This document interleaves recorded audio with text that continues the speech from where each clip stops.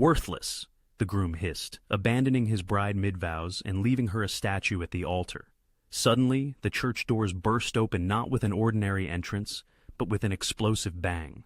A powerful Mafia boss, flanked by a convoy of black SUVs, strode in, his voice cutting through the stunned silence.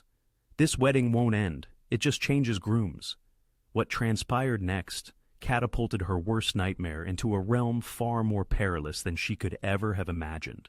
Elena Martinez had replayed this momentous occasion 1,000 times in her mind, but never like this. St. Catherine's Cathedral, bustling with 300 guests, buzzed with an expectant energy. Their faces, a sea of anticipation, turned towards her as if drawn by an invisible current. White roses cascaded artfully from every available surface, and the string quartet's melody wove a soft, ethereal backdrop. Her gown, a bespoke Vera Wang creation that had demanded 6 months of meticulous artistry, embraced her perfectly. Everything was flawless, save for the man standing opposite her. Michael Chun, her fiancé of 2 years, had yet to meet her gaze throughout the ceremony. His jaw was clenched so tightly it seemed carved from stone, and a delicate trail of perspiration glistened on his temple, defying the cool air conditioning. Elena tried to rationalize it as mere nerves. Everyone, she reasoned, felt a flutter of anxiety on their wedding day. "Do you, Michael Chin, take Elena Martinez to be your lawfully wedded wife?" Father O'Brien's resonant voice echoed, filling the soaring vaulted ceiling. Michael's lips parted, then pressed shut. His Adam's apple bobbed as he swallowed hard. "Michael?" Elena whispered, her smile wavering, a fragile mask. He finally looked at her, and the sight in his eyes sent an icy shiver through her. There was no trace of love, nor even remorse, just a chilling, stark disdain. "I can't do this," he uttered quietly, the words hanging in the air like a pall of smoke. From behind her, Elena heard a sharp gasp. The violins faltered, then fell silent. "What?" Her voice emerged, small and childlike. Michael leaned closer, his proximity ensuring only she could hear his cruel pronouncement. "You're worthless, Elena. Your family is bankrupt. Your company is collapsing, and I refuse to sink with you. I deserve something far superior to this." His verbal assault struck harder than any physical blow could have. Elena's vision narrowed, the hundreds of faces blurring into a watercolor of shock and pity. She saw her mother rise, a hand pressed to her mouth. Her younger brother Marco's face had drained of all color, ghostly white. Michael simply turned on his heel and walked down the aisle. Just like that. The rhythmic tap of his footsteps on the marble floor was the sole sound piercing the vast silence of the church. Elena remained rooted at the altar, her bouquet trembling in her grasp, her veil suddenly feeling like a funereal shroud. The whispers began instantly, a low hum of horror and exhilaration, for nothing united people quite like the spectacle of another's life unraveling. "Oh my God, did he just... The Martinez family must be..." Elena yearned to flee, to vanish, to awaken from this nightmare, but her legs remained unresponsive. She simply stood there, a bride abandoned, exposed to the scrutiny of 300 witnesses as her world crumbled. Then, with an audible boom, the church doors burst open. Not literally, perhaps, but the sheer force of them slamming against the stone walls made everyone jump, the sound reverberating through the cathedral like a gunshot. A man stood framed in the entrance, silhouetted by the afternoon sun streaming through the doorway. He was tall, broad-shouldered, draped in a black suit that likely commanded a price far exceeding Elena's custom gown. Dark hair was swept back from a face that might have been sculpted from granite, a powerful jawline, sharply defined cheekbones, and eyes so intensely dark they appeared black even from a distance.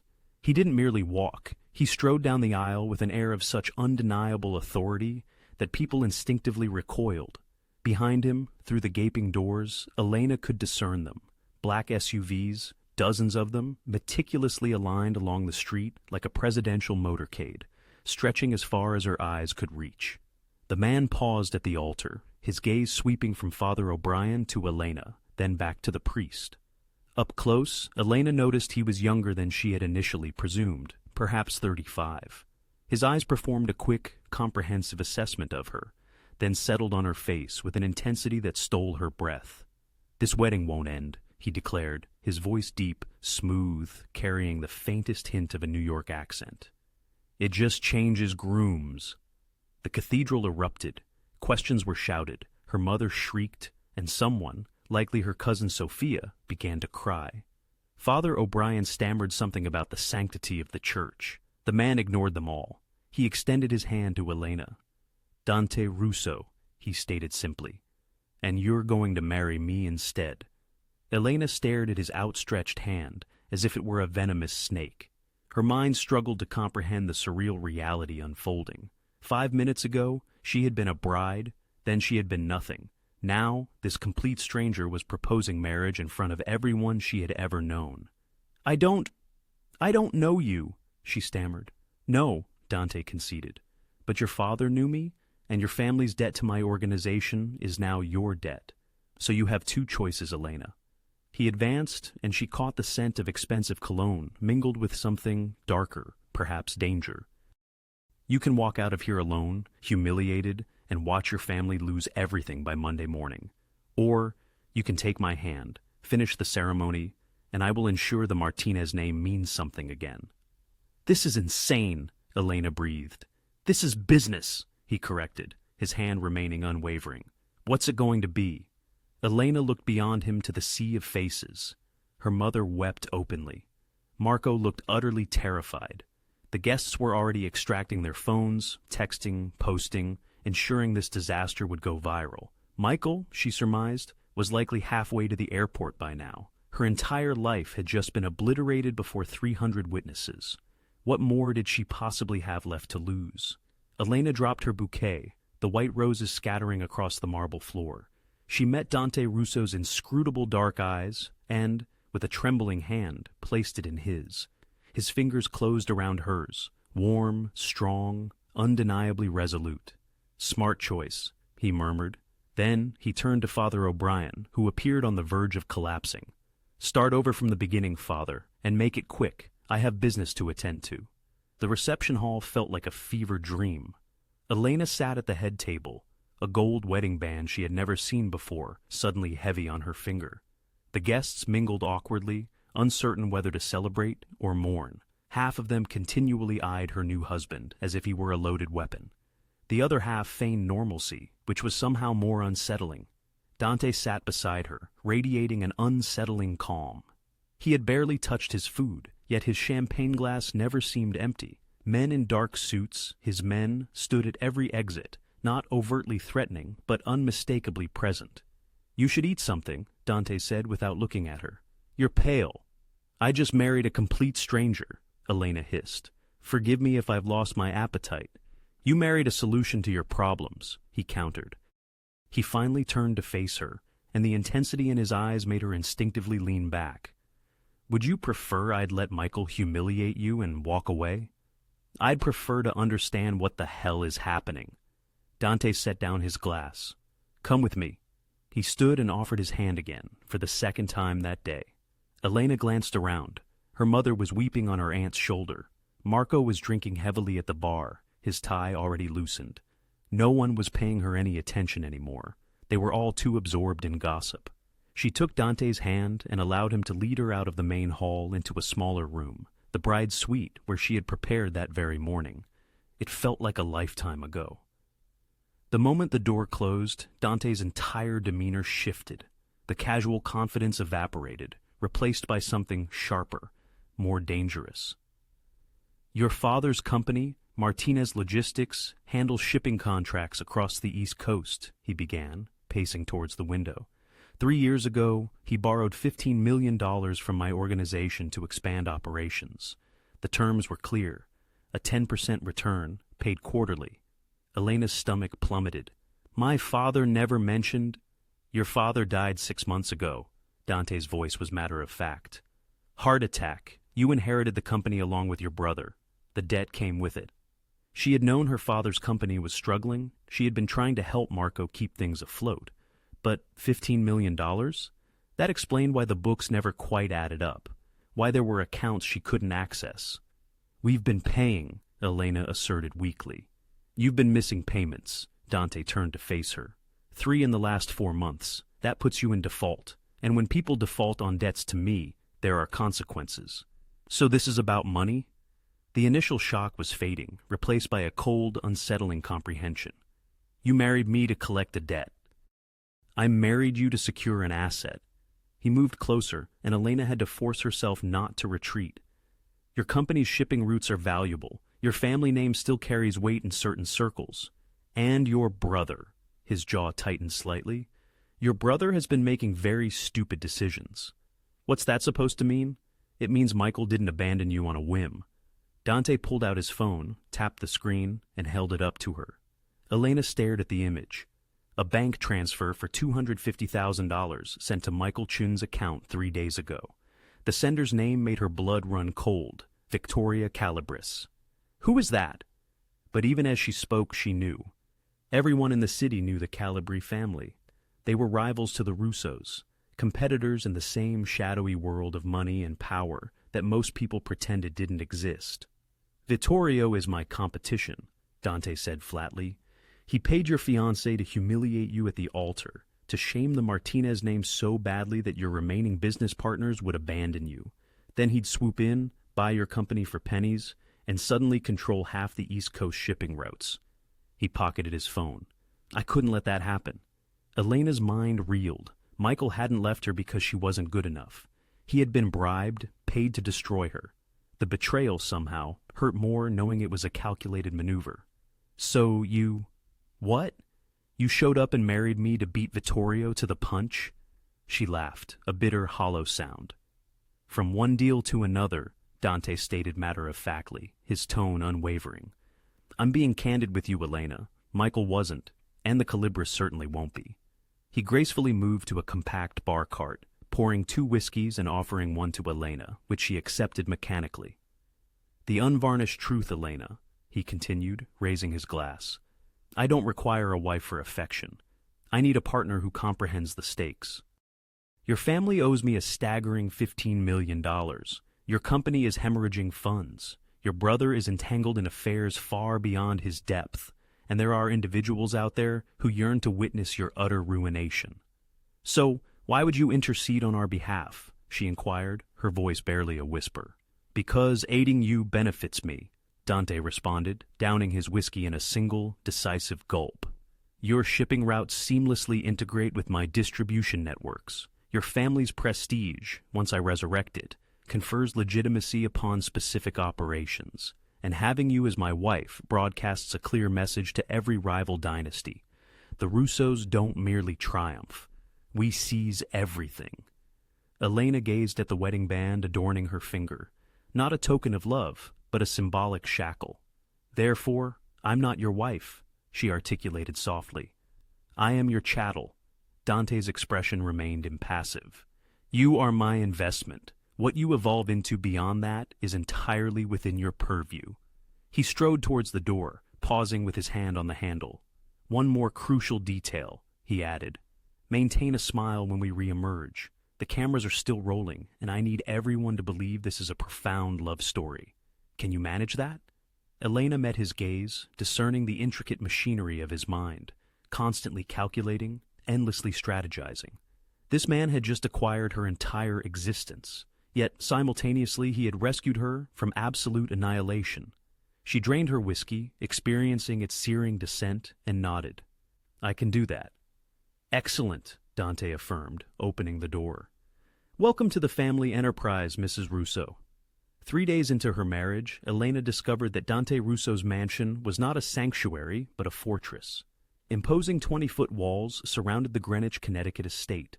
Security cameras meticulously monitored every angle. Men in tailored suits patrolled the grounds incessantly. Her new bedroom, thankfully separate from Dante's, was equipped with a discreet panic button beside the bed and impenetrable, bulletproof windows. It's for your safeguarding, Dante had explained when she inquired, strategically omitting the specific threats she was being protected from.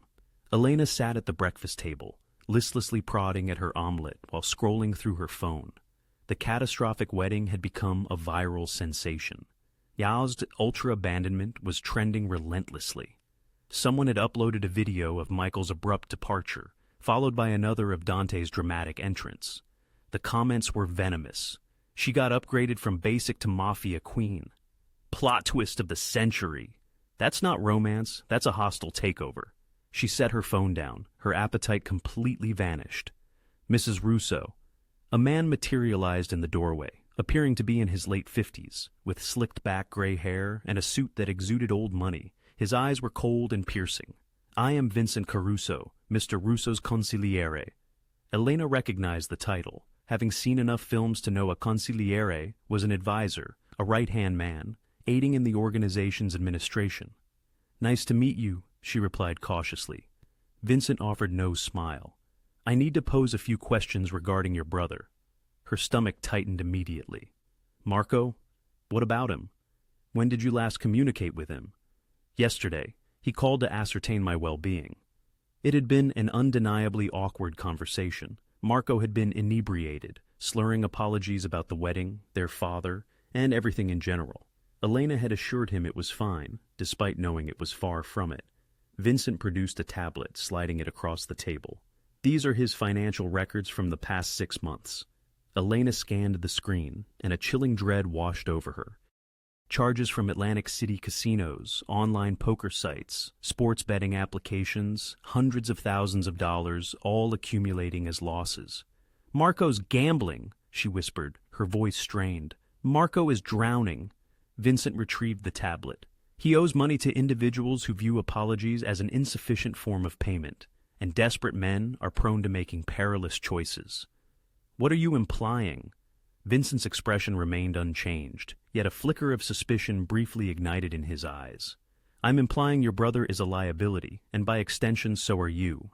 Before Elena could formulate a response, Vincent's phone vibrated. He glanced at it, then rose. "Excuse me. We shall resume this discussion later."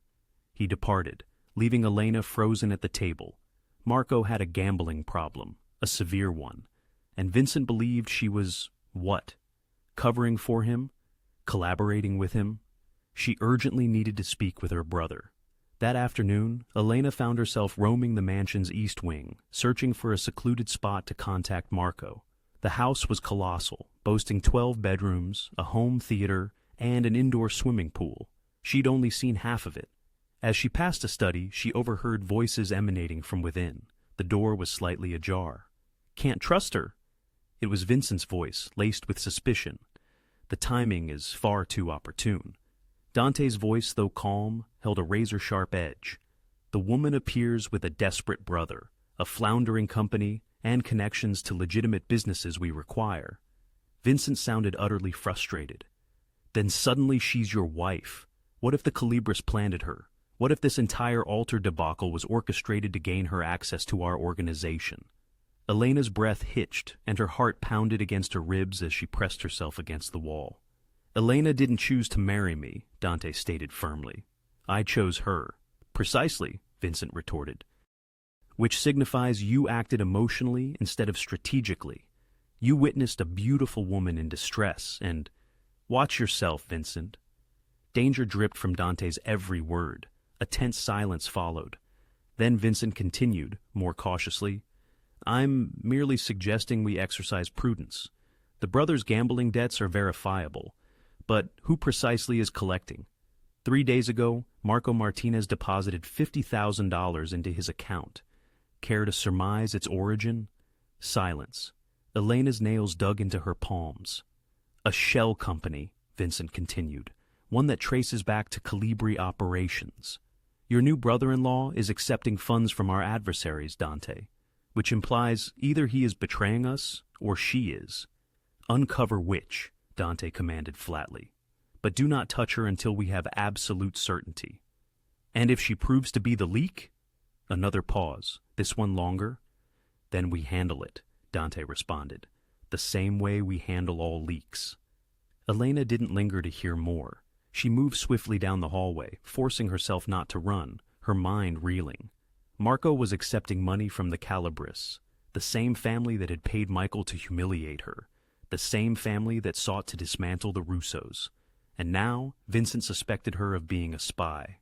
She reached her room and locked the door, sliding down against it, her hands trembling uncontrollably. This was no longer merely about debt. This was about survival.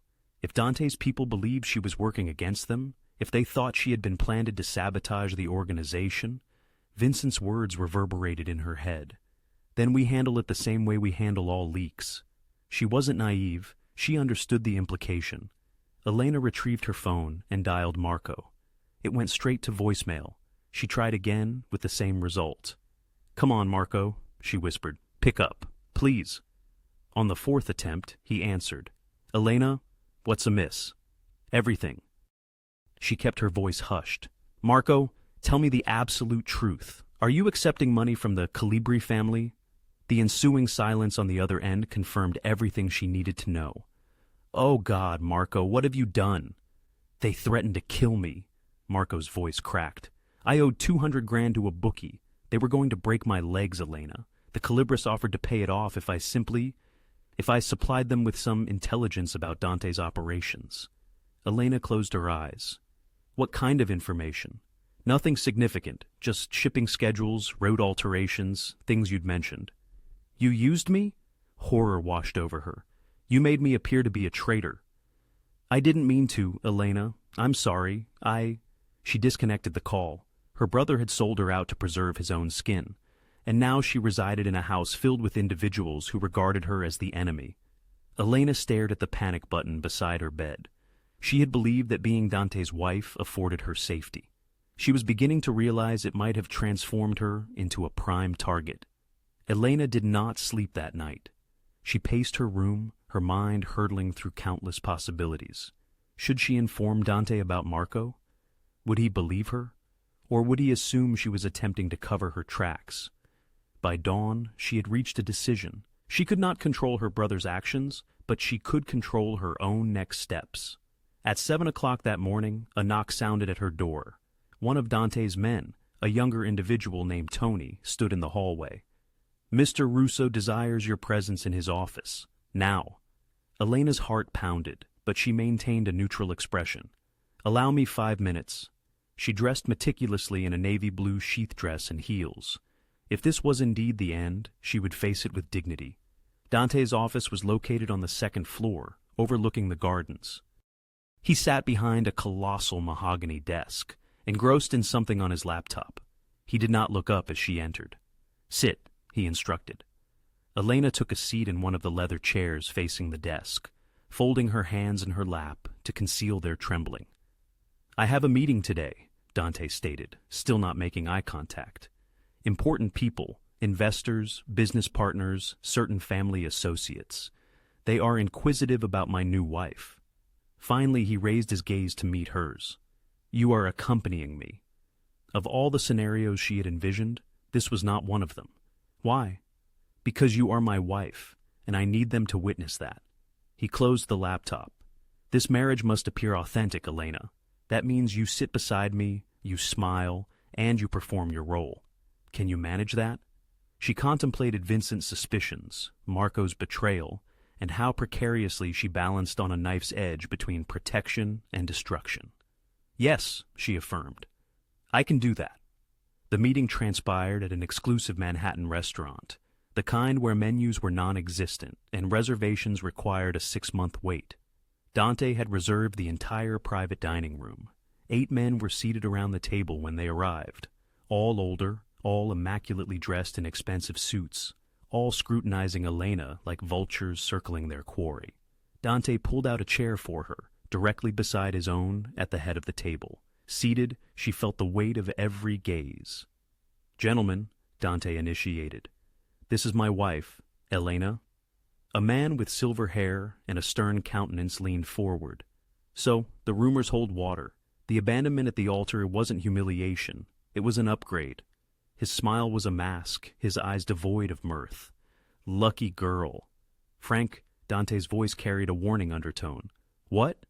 "I'm merely congratulating her." Frank's scrutinizing gaze swept over Elena with dismissive contempt.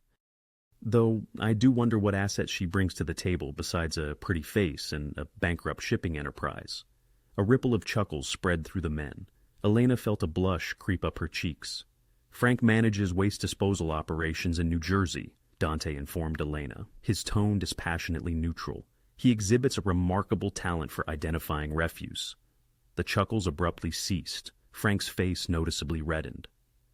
The Martinez Logistics Network, another man interjected, younger, with slicked-back dark hair and shrewd calculating eyes. It's hemorrhaging capital. 3 major clients severed ties last quarter. Why would you shackle yourself to such a liability, Dante? Elena sensed Dante stiffen beside her. This wasn't mere curiosity. It was an overt challenge to his judgment, a direct questioning of his decision to marry her. Could it be he saw potential where others perceived insurmountable obstacles? Because he identifies potential where others see problems, Elena heard herself declare. Every head snapped towards her. The dark-haired man delivered a condescending smirk. How utterly illuminating.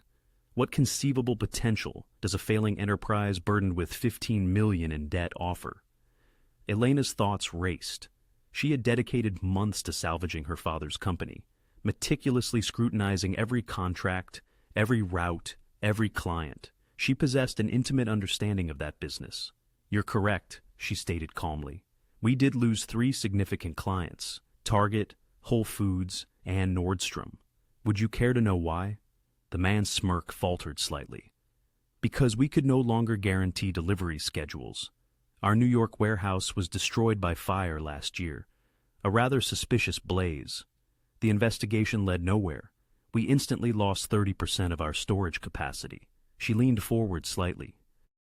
However, we still retain contracts with 50 regional distributors, established routes spanning 6 states, and cultivated relationships with customs officials at every major port from Boston to Baltimore. That's infrastructure your competitors would require years and millions to replicate. She then turned her attention to Frank. You mentioned waste management. Martinez Logistics possesses refrigerated trucks that frequently return empty. We could transport specialized waste, medical, industrial, at premium rates. That represents a $3 million revenue stream currently untapped. Frank's expression transformed from dismissive to visibly intrigued. Elena now addressed the entire table. A failing company is not a liability if one possesses the acumen to rectify it. It is an unparalleled opportunity, and Dante recognized that. She glanced at her husband. He consistently anticipates 3 moves ahead. The room fell into an expectant silence. Then the dark-haired man laughed, a sound genuinely amused. Well played, he conceded, raising his wineglass. To Mrs. Russo, who, it appears, possesses a spine after all. The others joined the toast. Even Frank appeared grudgingly impressed. The conversation then shifted to business discussions of territorial rights, negotiations over percentages, topics Elena didn't fully grasp. But she had accomplished her objective. She had proven she was more than merely ornamental. When the meeting concluded 2 hours later, Dante placed his hand briefly on the small of her back as they proceeded to the car. His touch was fleeting, professional, yet a subtle shift in its quality was palpable. Acknowledgement, perhaps. They drove in silence for 10 minutes before Dante spoke. The refrigerated truck concept, that was astute. It was obvious, Elena replied quietly. If anyone had bothered to investigate. Vincent believes you're a spy. Dante's tone was conversational, as if discussing the weather. He suspects the Calibers planted you to undermine us from within. Elena's stomach plummeted, though she had anticipated this accusation. And what do you believe? Dante remained silent for a prolonged moment, observing the city lights blur past the window. I believe, he finally articulated, that a spy would not have just helped me secure Frank's allegiance. A spy would not have enhanced my standing before men who are questioning my judgment. He turned to face her. I think you are either the most accomplished actress I have ever encountered, or you genuinely desire for this to succeed. I desire to survive, Elena stated with unvarnished honesty. And at this moment, your success is intrinsically linked to my survival. Something flickered across Dante's face. Respect, perhaps, or the nascent stirrings of trust. Good, he affirmed, because things are about to deteriorate significantly before they improve. What does that imply? Just then Dante's phone vibrated. He glanced at it, and his jaw visibly clenched. It implies the Calibers just executed their next move.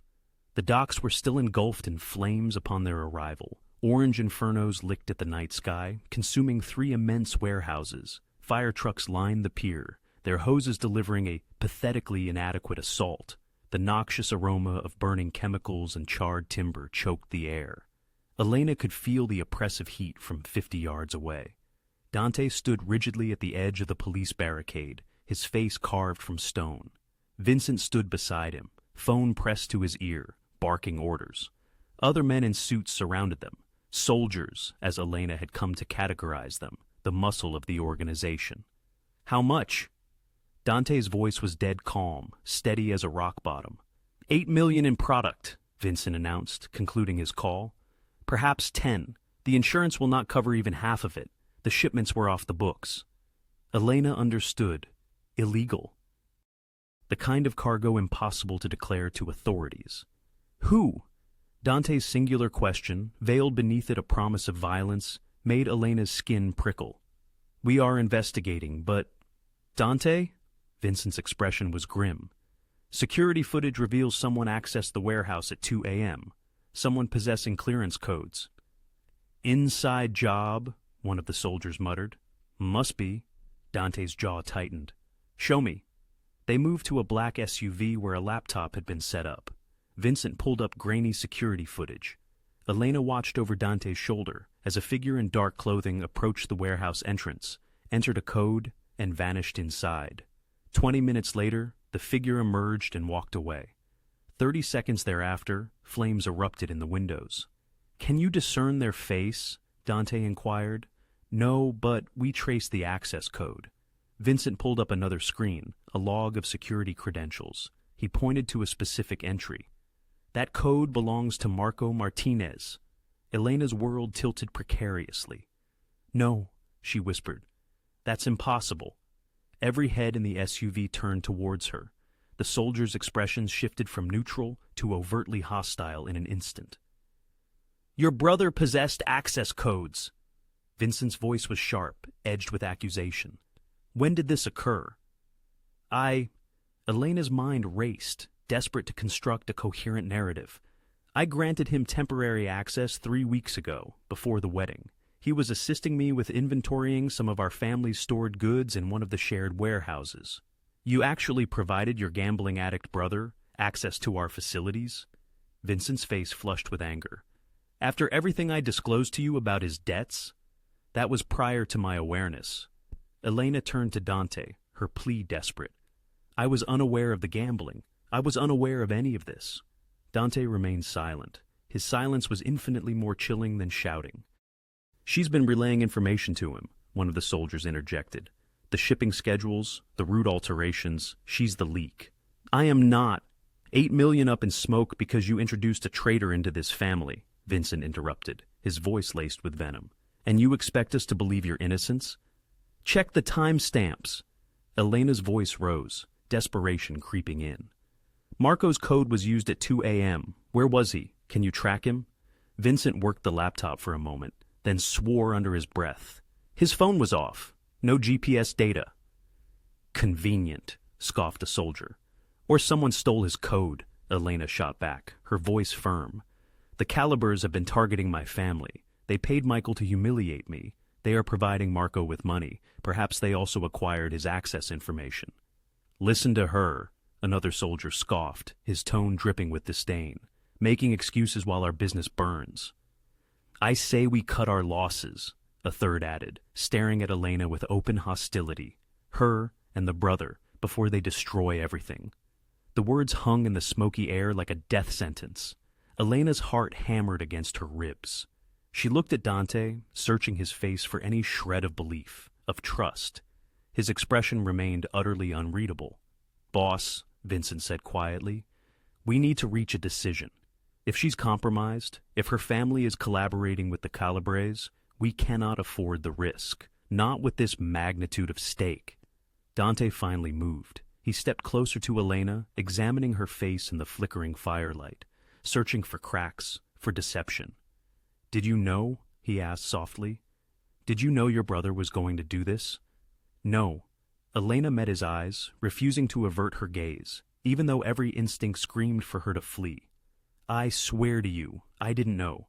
Marco is foolish and desperate, but this, setting fires, destroying millions in product, this isn't him. How can you be certain?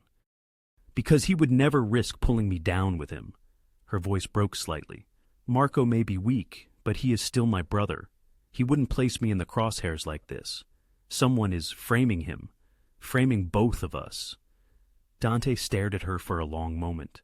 Elena could feel Vincent and the soldiers watching, waiting for their boss to issue the command to neutralize the threat, to eliminate the problem. Vincent, Dante finally articulated, without breaking eye contact with Elena. Locate Marco Martinez. I do not care if you must dismantle every casino and bar in the tri-state area. Bring him to me alive. And her? Vincent asked pointedly. She remains here. Dante's tone left no room for dissent. Under guard. If she attempts to leave the estate, detain her. If she attempts to contact anyone, I will not be apprised of it, but she stays. Relief and fear warred in Elena's chest. She wasn't dead, but neither was she trusted. You are making a grave error, Vincent stated, his voice low enough that only Dante and Elena could hear. She will ruin us. That is my decision to make. Dante turned back to the burning warehouses. Now, find her brother. We are going to get some answers. Vincent walked away, the soldiers following in his wake. Elena stood alone beside Dante, watching $8 million burn, acutely aware that her life hung by an even more tenuous thread than her marriage. Dante's voice, though soft, possessed an underlying firmness. If you're deceiving me, if you played any part in this, there will be no sanctuary. Do you grasp that? I understand, she whispered. Good, he affirmed, pulling out his phone, because the Calabrases have just declared war, and you're about to witness the repercussions of being on the wrong side of a conflict. 36 hours later, Marco was discovered in a motel room near Atlantic City, intoxicated and terrified. Elena was in the mansion's library when Dante's enforcers dragged him through the front entrance. The commotion shouting, her brother's slurred protests, drew her immediately to the foyer. Marco presented a grim picture. His face was bruised, one eye swollen shut, and his shirt was ripped and stained with what appeared to be blood. Upon seeing Elena, he broke down, sobbing. I'm sorry, Elena. I'm so sorry. Silence, Vincent commanded, shoving him into a chair in Dante's office. Elena followed, her stomach churning. Dante was already there, his back to them, gazing out the window. Marco Martinez, Dante's voice was chilling. You utilized access codes registered to you to enter our warehouse 2 nights ago. Shortly thereafter, that warehouse was consumed by fire, resulting in an $8 million loss. Explain why I shouldn't end your life right now. It wasn't me, Marco's words spilled out in a torrent of panic. I swear I didn't go to any warehouse. I was at the casino. Ask anyone. I was there all night. Your code was used, Vincent stated plainly. Are you implying it was stolen? Yes, I mean... Marco wiped his face with trembling hands. They must have taken it. The Calabrases? Start from the beginning, Dante ordered, finally turning. And do not lie. Every falsehood will only worsen your predicament. Marco took a shuddering breath. Elena yearned to comfort him, to embrace her younger brother as she had when they were children, but she remained frozen by the door. 6 months ago, I got deeply entangled with a bookie, Marco began. 200 grand. They were threatening to kill me. Then this guy approached me, identified himself as Luca, and claimed to work for the Calabrases. He offered to settle my debt if I provided them with information. What kind of information? Dante pressed. Shipping schedules, route modifications, things Elena mentioned about the Martinez company. I thought, his voice cracked, I thought it was merely business intelligence, corporate espionage. I didn't think anyone would get hurt. You didn't think? Vincent spat. That's your fundamental flaw. But I stopped, Marco pleaded, looking desperately at Elena. After the wedding, after I realized who Dante was, what this family was, I told Luca I was finished, that I wouldn't give them anything else. Dante's eyes were like black ice. Marco's face crumpled. They showed me pictures of Mom leaving her apartment, getting into her car, walking to church, he recounted, trembling now. They said if I didn't continue cooperating, they'd make her suffer. They'd make Elena suffer. They said accidents happen all the time. Elena's blood ran cold.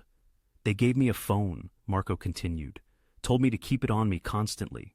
3 nights ago, they called, demanded my warehouse access codes. I initially refused. I swear I did. But they sent me a picture of Mom at the grocery store. A man was standing right behind her in line, just standing there, smiling at the camera. He pulled out his phone with trembling hands and showed them. Elena looked over Dante's shoulder. There was their mother, oblivious, checking her shopping list. And behind her, a man in a leather jacket staring directly at the camera with a predatory grin. They said if I didn't give them the codes, he'd follow her home, Marco whispered. So I gave them the codes. I thought they'd just steal something. I didn't know they'd burn it all down. The room was silent, save for Marco's ragged breathing. Why frame him? Elena found herself asking. If they already had the codes, why use his specifically? Dante and Vincent exchanged a profound glance. To turn us against each other, Dante articulated slowly. To make me believe Elena and her brother were the betrayers. To dismantle my marriage and the alliance it represents. It's working too, Vincent added, his tone now less hostile. We've been so focused on the Martinez family that we haven't been monitoring the Calabrese's other maneuvers. Elena's mind raced. Marco had been blackmailed, manipulated. He was undeniably guilty of foolishness and weakness, yet the true masterminds of this calamity remained at large, likely reveling in the success of their scheme. She looked at her brother, broken, terrified, pathetic. She loved him, but love couldn't erase his actions. Love couldn't restore $8 million or rebuild fractured trust. Then she looked at Dante, her husband of less than a week, a man she barely knew, a man who had married her for business, who viewed her as an asset, who could orchestrate her death with a single command, but also a man who had granted her an opportunity at the meeting with Frank, a man who had instructed Vincent to find Marco alive rather than simply eliminating the problem. Blood loyalty or survival, past or future, victim or player, Elena made her choice. I can prove it, she declared suddenly. Everyone turned to her. I can prove the Calabreses fabricated Marco's involvement. I can prove they're orchestrating everything. Her voice grew stronger. But I require access to Marco's phone records, the warehouse security system, and 24 hours. That's preposterous, Vincent countered. We don't have time for her. Yes, you do, Elena stepped forward. Because right now, you believe you know your enemy. But what if there's someone else involved? Someone within your organization who assisted the Calabreses in acquiring those codes? Someone who ensured the evidence pointed precisely where the Calabreses desired it to? Dante's eyes narrowed. You suspect we have a mole? I think this was too perfectly executed, Elena stated. Marco's codes used at precisely the opportune moment. Security footage revealing everything except a face. Your men locating Marco exactly where the Calabreses likely intended him to be found. It's too pristine. Someone is aiding them. Vincent opened his mouth to object, but Dante raised a hand. What do you need? He asked Elena. Trust, she replied simply. 24 hours and trust. Dante studied her for a long moment. Then he nodded once. You have until tomorrow night. Vincent, provide her with everything she requests. Marco remains in the basement until this is resolved. He looked at Elena. Don't make me regret this. Elena met his gaze. I won't. She only hoped she could uphold that promise. Elena hadn't slept in 24 hours. She had spent the night in Dante's office, surrounded by laptops, printouts, and cold coffee. Vincent had reluctantly granted her access to everything. Security logs, phone records, financial transactions. The pieces of the puzzle were all there. She just had to assemble them. By dawn, she had her answer. Now she stood outside Dante's conference room where he had assembled his inner circle. 8 men who ran his empire. Territory bosses, money managers, enforcers. Vincent was present. So were the soldiers who had advocated for her death at the docks. In 30 seconds, she would walk in and either validate herself or dismantle whatever fragile credibility she had managed to build. Elena straightened her black blazer, lifted her chin, and opened the door. The conversation ceased immediately. Every eye turned to her. The hostility in the room was palpable, thick enough to choke on. Gentlemen, Dante announced from the head of the table, My wife has something to present. You will grant her your full attention." It was not a request.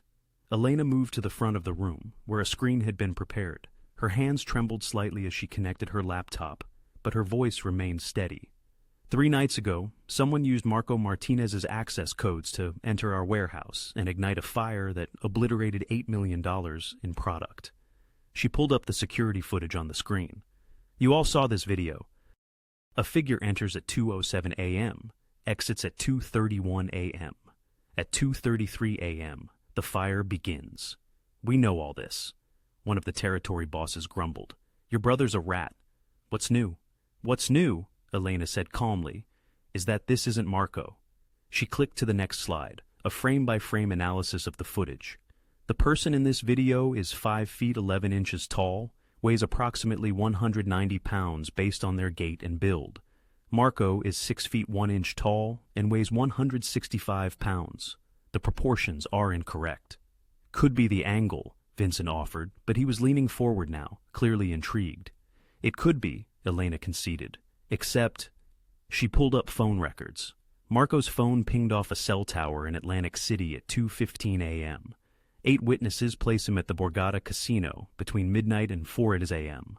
He was playing blackjack, losing badly, and drinking heavily. The casino has him on camera. She displayed a time-stamped casino photograph showing Marco at a table, clearly intoxicated. So someone else used his codes, another boss concluded. Someone he gave them to. Yes, but who? Elena clicked to another slide. I obtained the warehouse security logs for the past month. Marco's codes were legitimately used 3 times, all in the afternoon, all properly logged. But observe this. She highlighted an entry. 2 weeks ago, someone accessed the security system administrator panel using Vincent's credentials. They created a mirror of Marco's access code, a duplicate that would register as Marco in the logs, but could be used by anyone. The room fell silent. Vincent slowly rose to his feet. That's impossible. My credentials are encrypted, secure, nearly impossible to crack. Unless someone already had access to your computer, Elena finished. Someone who works closely with you, someone you trust. She pulled up financial records. After the fire, I traced the shell company that paid Marco's gambling debts. It's registered in Delaware, owned by a holding company, which is owned by another company 6 layers deep. But at the very bottom, she clicked through the corporate structure on screen, is a payment processing account, and that account made a transfer 3 months ago, $50,000 to Anthony Ducatoni, the young soldier who had knocked on her door, who had been present at every meeting, who worked directly under Vincent. Tony sprang to his feet, his outburst echoing through the room. I've been loyal to this family for 8 years, he declared, loyal enough to buy a BMW M last month. Elena, unfazed, displayed the proof. Last month's purchase record on an annual salary of $60,000, and loyal enough to make a down payment on a Miami condo. Where did that money come from, Tony? Tony's face blanched. Investments, he stammered. Investments from the Calibris family, Elena stated icily. You provided them with Vincent's credentials, created the duplicate access code, and leaked sensitive operational data. When they decided to torch the warehouse, you ensured all evidence implicated Marco, banking on us being too preoccupied with the Martinez family to suspect you. The room erupted. Soldiers surged towards Tony, who recoiled against the wall. Vincent looked as though he'd been punched. You gave them my credentials? Vincent's voice was deadly quiet. You betrayed me. They were going to kill my sister, Tony shrieked. They threatened Maria's life if I didn't cooperate. What was I supposed to do? You come to us, Dante interjected, rising to his feet. His voice cleaved through the chaos like a sharp blade. You turn to your family. You don't betray us to save yourself. I had no choice, Tony cried. Everyone has a choice. Dante motioned to 2 soldiers who seized Tony's arms. You made yours. Now you'll live with it. Tony struggled, but they dragged him towards the door. Wait, Dante, please. I can rectify this. I can. The door slammed shut behind them, leaving the room in a profound silence. Dante turned to Elena. Is there more? She nodded. Tony has been feeding information to a Calibris lieutenant named Luca Moretti, the same Luca who blackmailed Marco. I have phone records, encrypted messages, everything you need to move against them. She pulled up a final document revealing the location of their next shipment. They're moving product through Port New York tomorrow night. If you strike there, you'll recover your losses and cripple their operation. Dante stared at the screen, then at Elena. A subtle shift crossed his expression, perhaps surprise, or even respect. Vincent cleared his throat. "Mrs. Russo, I owe you an apology. I misjudged you." The other men murmured agreement.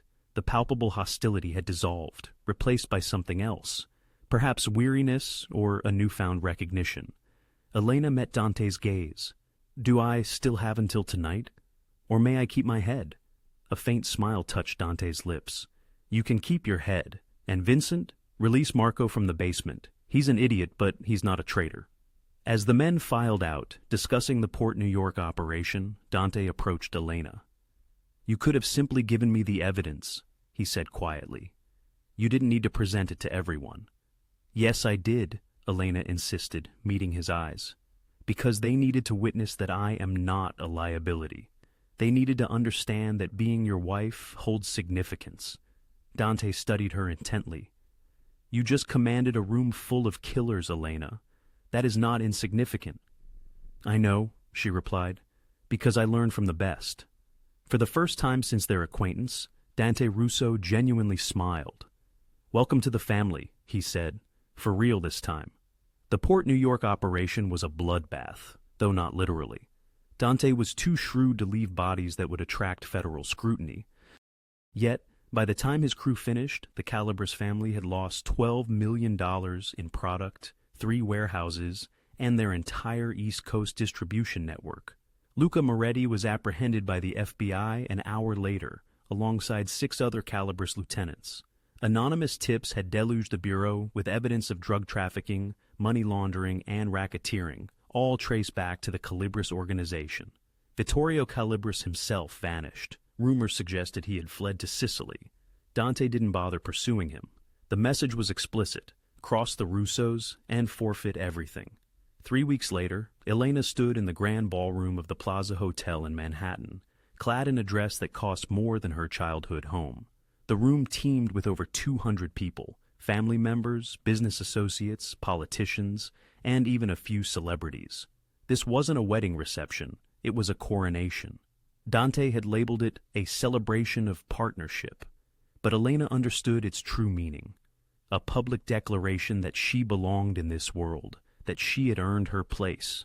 She watched from the periphery as Dante navigated the crowd, shaking hands and accepting congratulations for dismantling the Calabres threat. He moved through the space like a monarch surveying his dominion, confident, potent, untouchable. "You clean up nicely." Marco appeared beside her, holding 2 champagne glasses. He offered her one. Elena accepted it, scrutinizing her brother. He looked healthier than he had in months, sober, clear-eyed. Dante had sent him to a private facility in upstate New York, a hybrid of a rehab center and a fortress. Marco had spent 3 weeks there getting clean and had emerged a transformed individual. "How are you?" she inquired. "Better." Marco sipped his champagne. "I'm sorry, Elena, for everything, for being weak, for putting you in danger." "You were scared," she said. "People do stupid things when they're scared. That doesn't excuse it." He looked down. "But I'm going to make it right. Dante's giving me a job, legitimate work with the shipping company. I'm going to rebuild what Dad left us. I'm going to make you proud." Elena touched his arm. "Just stay clean, Marco. That's all I want." He nodded and rejoined the throng. "Mrs. Russo," Vincent approached, looking uncomfortable in his tuxedo.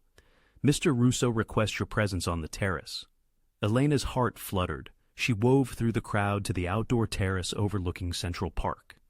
Dante stood at the railing, silhouetted against the city lights. "You wanted to see me?" she asked. He turned, and something in his expression caught her breath. It was softer than usual, almost vulnerable.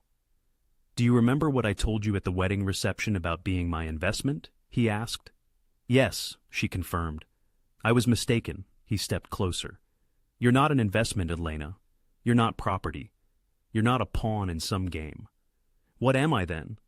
Dante reached out and took her hand, the same hand he had held at the altar a month prior, but this time felt different. This time felt real. 3 weeks ago, you could have fled, he said quietly. When everyone thought you were a traitor, when Vincent wanted you gone, you could have left, vanished, started anew somewhere safe. I considered it, Elena admitted, but you didn't. You stayed, you fought. You proved yourself before men who have spent decades in this life. His thumb traced circles on her palm. You saved my organization, Elena. You exposed a traitor I never would have discovered. You transformed a disaster into a triumph. We did it together, she stated. No, Dante's voice was firm. You did it. You commanded that room. You made them see you as more than just my wife. You made them see you as essential. He released her hand and drew something from his pocket, a small velvet box. Elena's pulse quickened. This isn't a proposal, Dante clarified, opening the box to reveal a platinum ring with a massive emerald encircled by diamonds. We're already married. This is a promise. He slipped it onto her right hand, beside her wedding band. When I married you, it was for business, he continued. A transaction, a means to protect assets and consolidate power. But somewhere between the altar and tonight, something shifted. He cupped her face gently. They tried to ruin you, Elena. Michael, the Calabrises, all of them. They wanted to break you, humiliate you, destroy you. His eyes searched hers. But you just saved us all. Elena felt tears welling in her eyes, not from sorrow or fear, but from the overwhelming realization of how far she had come. A month ago, she had been abandoned at the altar, worthless and humiliated. Now she stood on a terrace overlooking Manhattan, adorned with diamonds, married to one of the most powerful men on the East Coast, and she had earned every single bit of it. I'm not a victim anymore, she whispered. No. Dante's smile was genuine and warm. You're queen. He led her back inside to the ballroom. The crowd parted as they entered. Dante raised his hand, and the room fell silent. Thank you all for coming tonight. Dante's voice resonated across the space. A month ago, I married this woman to protect business interests. But tonight, I stand before you to declare something different. He turned to Elena, taking both her hands. Tonight, I present to you my true partner, my equal, the woman who saved this family from destruction and proved that the Russo empire isn't just mine anymore. He raised their entwined hands. It belongs to both of us.